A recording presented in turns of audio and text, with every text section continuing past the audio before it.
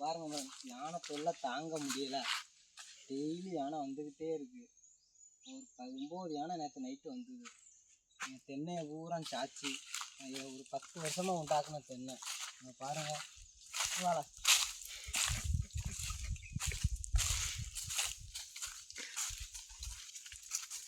பாருங்க, இத்தனை தென்னை 16 தென்னையை சாச்சி போட்டு அப்பா சின்ன பிள்ளையா இருக்கும் போது வச்சது. யானை சாணி போட்டுது. அதை யாமலை ஜூம் பண்ணுது. இந்த யானைக்கு எவ்வளோ கொழுப்பை பார்த்தீங்களா? யானையை கூண்டில் தள்ளணும். ஒரு தென்னையா 2 தென்னையா 16 தென்னை. இதுக்கு தீர்வே இல்லையா?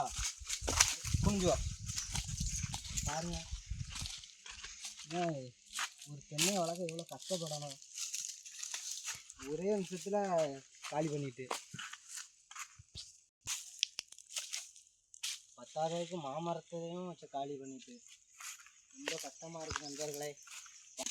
பாரு, இப்படி இருந்த தென்னை நல்லா காய் காய்ச்சிக்கிட்டு இருந்தது. இந்த மாதிரி இந்த தென்னை தான் நல்லா காய் காய்க்கும். ஒரே தள்ளில் தள்ளிட்டு யானைக்கு எப்படி நண்பர்களே எவ்வளோ பலம் இருக்குது. இதான் ஆசையாக வச்சது. நான் வைக்கல, எங்கள் தாத்தா வச்சது. 16 தென்னை வெறும் 5 நிமிஷத்தில் சுவாலி முடியும். பாருங்க, இந்த குட்டி தென்னையும் விட்டு வைக்கல, சின்ன தென்னையும் இப்படி சாச்சி போட்டிருக்கு. ரொம்ப கஷ்டமாக இருக்குது. இந்த பாரஸ்காரங்க எவ்வளவோ வெடி போடுறாங்க, ஆனால் களைய மாட்டுக்கு. சுற்றி சுற்றி இங்கே தான் வருது. ஐயோ கடவுளே, வெறும் இவ்வளோ கொஞ்சம் பொறுத்துக்கு தான் இவ்வளோ பெரிய தென்னையை சாச்சி. ரொம்ப வருத்தமாக இருக்குது. இன்னும் 3-4 தென்னை தான் நிற்கி. அதையும் நாளைக்கு நைட்டு சாச்சி போட்டுருவோம். யானை இங்கே பக்கத்தில் தான் நிற்கி, அதை விரட்ட மாட்டுக்காங்க.